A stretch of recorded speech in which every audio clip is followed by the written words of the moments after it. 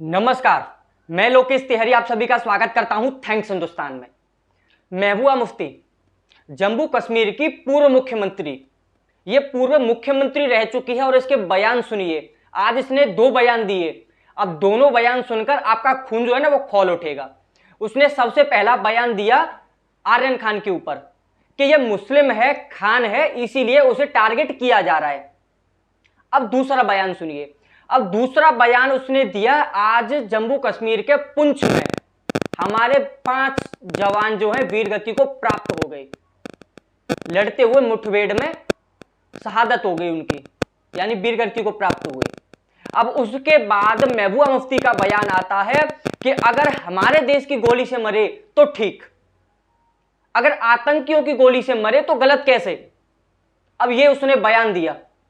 अब इसी बात से पता लगाया जा सकता है कि इसकी मानसिकता कैसी है। और मुझे तो तरस आता है कि हमारे देश की सरकार पर, जब ऐसे देशद्रोही गद्दार लोग हमारे देश की सेना के खिलाफ, जो हमारी सुरक्षा के लिए बॉर्डर पर लड़ते हैं, शहीद हो जाते हैं, उनके लिए ये ऐसे ऐसे शब्दों का प्रयोग करते हैं, इन पर कोई कार्रवाई क्यों नहीं होती। सबसे बड़ी लाचारी हमारी सरकार की ये है। अब हम बात करते हैं सबसे पहले आर्यन खान वाले बयान पर। अनुरोध है वीडियो शेयर करिएगा सभी लोग। अब आर्यन खान के ऊपर बयान देती है कि खान है इसीलिए उसे टारगेट किया जा रहा है। अरे भाई साहब, खान है तो टारगेट किया गया, लेकिन उस पर क्या हुआ कि जब तेरे जम्मू कश्मीर में ही धर्म पूछ पूछ कर गोली मारी गई, लाइन में खड़ा कर लिया गया, लाइन में खड़ा करके पूछा गया कौन है, हिंदू है तो भाई साहब गोली मार दी, सिख है तो गोली मार दी, मुस्लिम है तो छोड़ दिया गया। ये 3-4 दिन इस केस को हो गए, कहां सो रही थी तब से? आज तेरी आंखें खुली हैं। मतलब जब तेरे भाई जो हैं, तेरे जीजा दामाद जो भी लगते हैं, तेरे फूफा मामा, अब जब वो लोग जाति पूछकर धर्म पूछकर गोली मारे तो भाई साहब बड़ा ही मजा आता है। और जब तेरा ही दामाद पकड़ा जाता है ड्रग्स लेते हुए तो कहती है कि खान विक्टिम कार्ड खेलना। खान विक्टिम कार्ड खेल दिया कि भाई साहब हम अल्पसंख्यक हैं और खान है इसीलिए हमें टारगेट किया जा रहा है। अबे उस पर भी कुछ बोल दे। कितने दशकों से शाहरुख खान जो है सभी के दिलों पर राज कर रहा है, उस पर किसने राज किया? किसने उसे स्टार बनाया? हम हिंदुस्तानियों ने, हम हिंदुओं ने बनाया। तुम्हारी तो औकात भी नहीं है, तुम फिल्में जाकर देख लो सिनेमा हॉल में। तू बात करती है कि टारगेट कर रहे हैं। अब इतने दशकों से उसे किंग खान बना दिया, अब तुझे समझ में आ रहा है कि भाई साहब टारगेट किया जा रहा है। अगर टारगेट ही करना होता तो किंग खान कैसे बनता?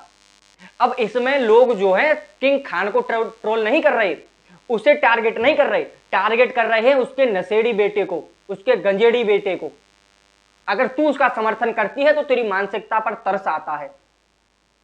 इतने साल से हमारे देश में कश्मीरी पंडितों की निर्मम हत्याएं की जा रही है जाति धर्म देखकर। एक हफ्ते के अंदर 6 से 7 कश्मीरी पंडितों की हत्याएं हुई और धर्म पूछकर गोली मारी गई। उस पर तूने एक भी बयान नहीं दिया। लेकिन जब तेरे दामाद के ऊपर बात आती है तो तू विक्टिम कार्ड खेल देती है। चल ये ठीक, जो तुझे जो बोलना है वो बोल, वो तेरी राजनीति है, कुछ भी कह सकती है। लेकिन तूने ये बयान क्या दिया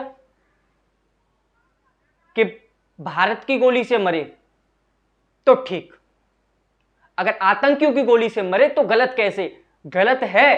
तू जिस देश का खा रही है उसी देश को हलाल करने का प्रयास मत कर। तेरी गद्दारी, तेरी नपुंसकता सभी को पता है।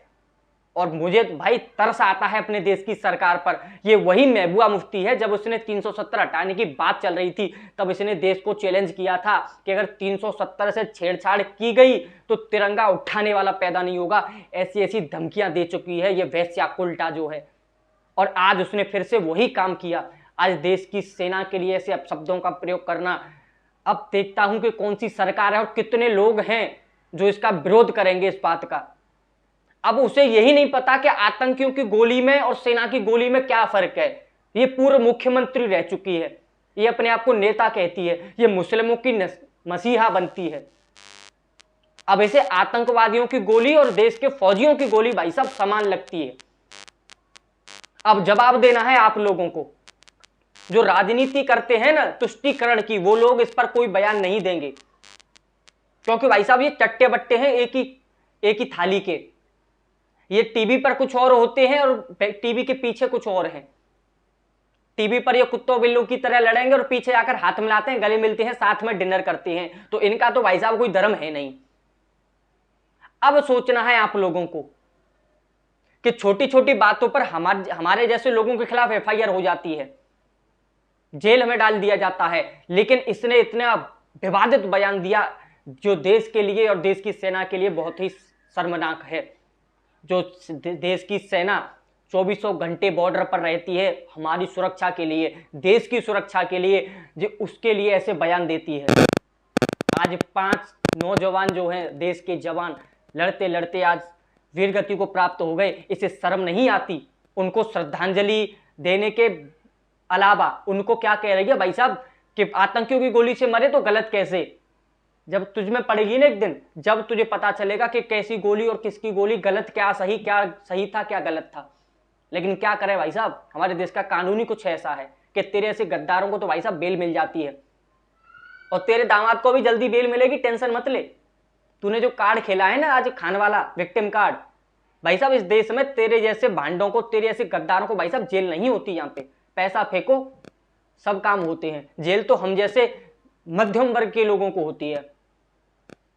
तुझे कुछ नहीं होगा, न तेरे उस दामाद आर्यन खान को होगा, न तेरे शाहरुख खान को होगा। इतना पैसा है कि सरकार को खरीद लेंगे आधी रात में, और सब बिका हुआ है।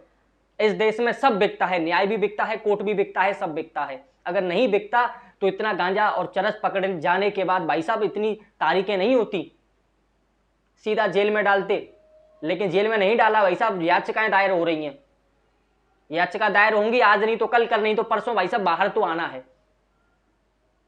अब देखेंगे तेरे बयान के ऊपर, अब कितने लोग तुझे ट्रोल करते हैं, अब कितने लोग तेरे खिलाफ एफआईआर करते हो, सरकार तेरे खिलाफ क्या एक्शन लेती है। मेरा तो भाई साहब भरोसा उठ चुका है इस देश की सरकार से, इस देश के संविधान से, इस देश की न्याय व्यवस्था से, कि तेरी ऐसी वैश्या ऐसा बयान देती है जिस पर सभी मूक दर्शक बनकर देखते हैं। अगर वीडियो अच्छी लगी हो तो शेयर कर दीजिएगा, लाइक कर दीजिएगा, कमेंट करिएगा, और ऐसे भांडों तक, इन जाहिलों तक वीडियो को पहुंचाइएगा। जय हिंद।